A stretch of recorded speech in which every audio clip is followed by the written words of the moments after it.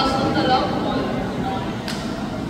Yeah. So that's the beauty of small yard. Even without the light, you can still appreciate the details.